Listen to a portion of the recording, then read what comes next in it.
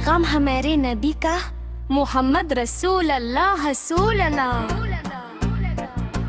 जब भी कोई काम नया हम शुरू करते हैं, अल्लाह का नाम लेकर आगे बढ़ते हैं। सुबह के सूरज से रात के चंद तक उसका नाम लेकर पाते हैं हम रोशनी का रास्ता।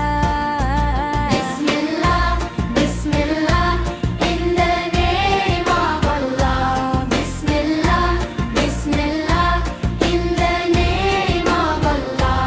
बिस्मिल्लाह बिस्मिल्लाह in the name of Allah. उसका नाम लेकर हमें एहसास होता है, वो हर जगह हमारे साथ होता है।